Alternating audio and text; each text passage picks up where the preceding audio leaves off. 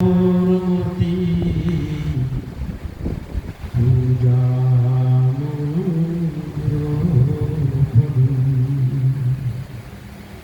मंत्रमूलं गुरुर्वाक्यं मोक्षमूलं गुरुकृपा गुरुदेवो गुरुधर्मो गुरुनिष्ठा तपः गुरुर्परतरं नास्ति नास्ति तत्त्वं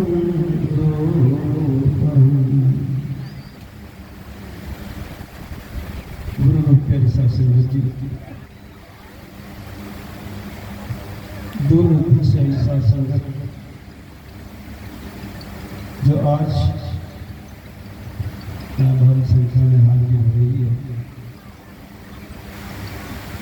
धन धन जगत गुरु सब सरदास महाराज जी के इस पावन पवित्र दरबार में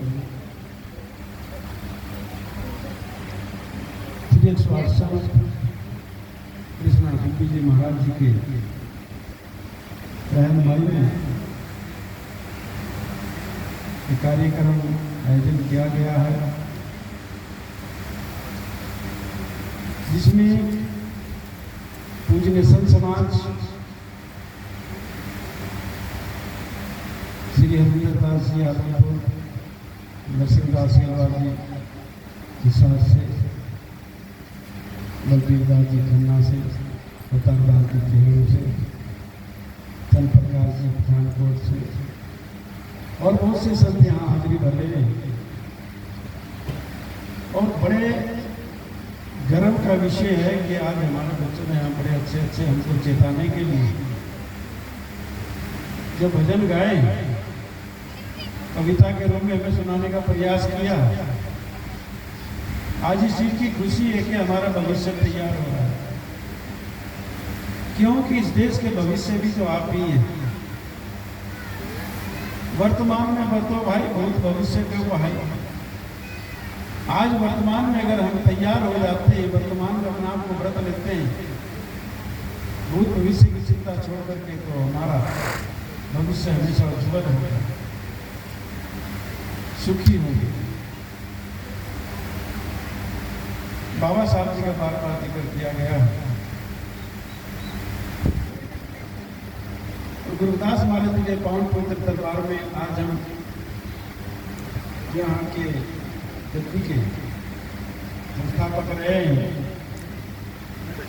सतगुरु स्वामी हरिदास महाराज जी,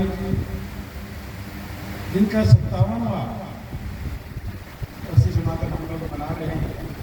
संतों महापुरुषों का जो समागम मनाते हैं, ये हमारे लिए एक संकल्प दिवस होता है।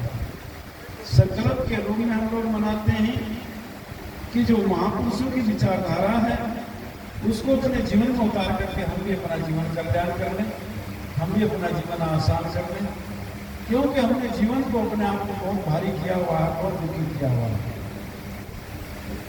तरह तरह की मानंदी अपना करके हमने अपने आप को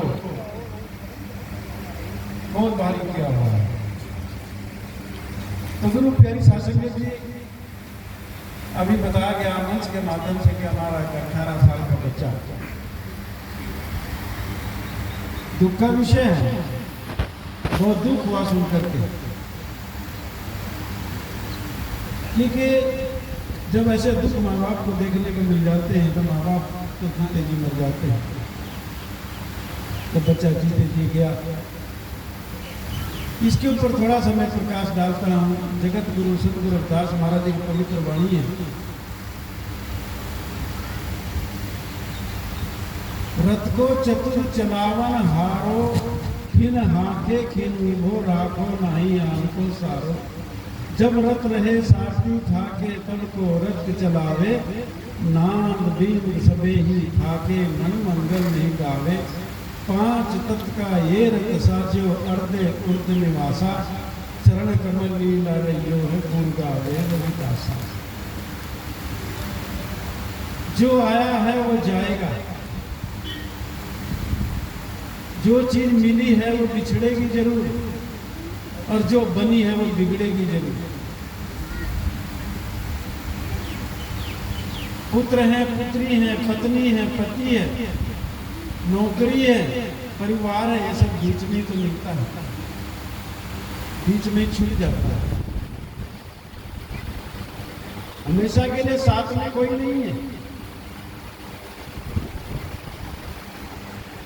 अब तो समय बदल गया। जो बुजुर्ग माता यहाँ बैठी, उनको शादी के समय में भी कहा करते थे कि तेरी यहाँ शादी हो रही, तेरी वेदा करा रहे, 7 जन्म का तेरा साथ रहेगा। 7 जन्म की बात करते थे। लेकिन आज वैज्ञानिक क्यों गए? जगत गुरु सतगुरु रविदास महाराज जी की वाणी दुआ है, कोई 7 जन्म साथ नहीं निभाता, एक जन्म भी कोई साथ नहीं निभाता। इस चीज को याद रखिए। पति अगर पहले चले गया तो अकेला गया, पत्नी अकेली पीछे रह गई। पत्नी पहले चली गई, अकेली गई, तो पति पीछे अकेला रह गया। तो 7 जन्म तो बहुत दूर की बात है, एक जन्म का भी साथ नहीं। और जो हम दुख मनाते हैं क्योंकि हमने दैहिक संबंध बनाए हुए हैं, देह के साथ में हमारे संबंध है। हम उनकी फोटो देखते हैं कि ये मेरे पिताजी की फोटो है, ये मेरी माता जी की, दादा की, दादी की, भाई बहन, परिवार में, क्योंकि हम फोटो तक सीमित रहे हैं। लेकिन फोटो के अंदर क्या है उसको जानने का प्रयास नहीं किया।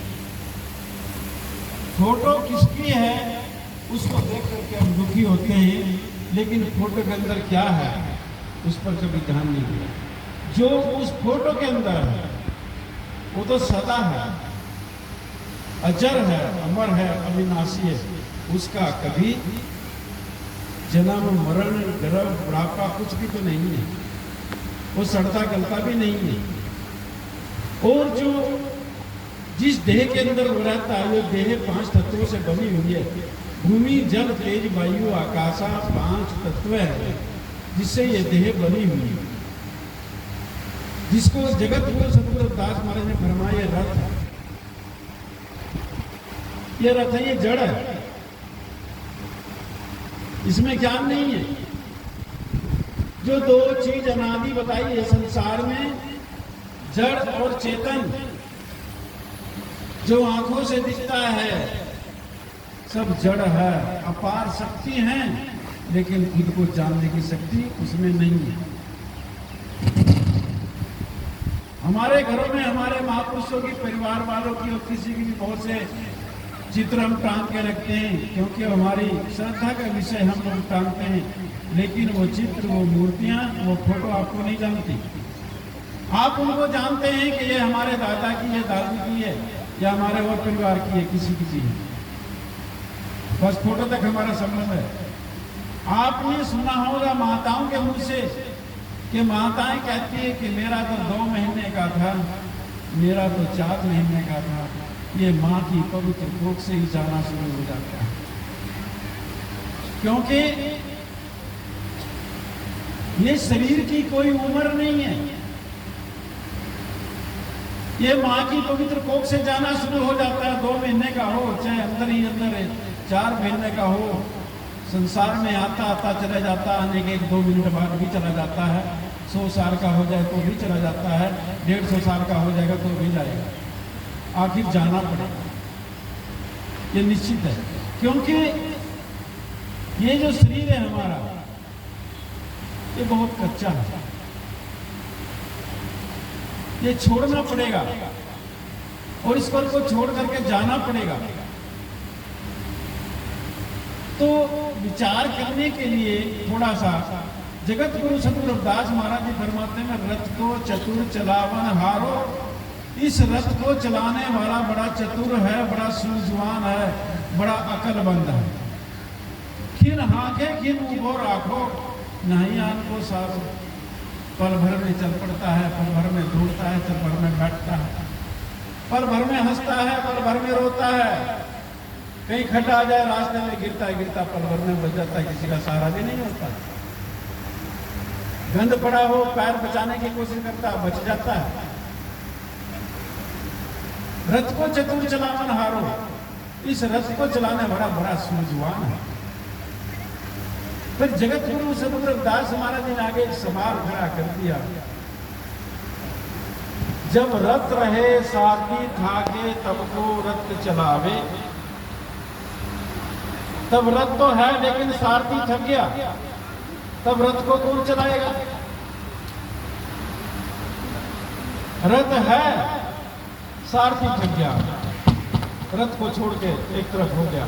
रथ कितना भी नया हो, उसके नट बोल्ट निकले भी हो या बढ़िया पड़े हो, लेकिन उसमें सारथी नहीं है, चलाने वाला तो खड़ा है।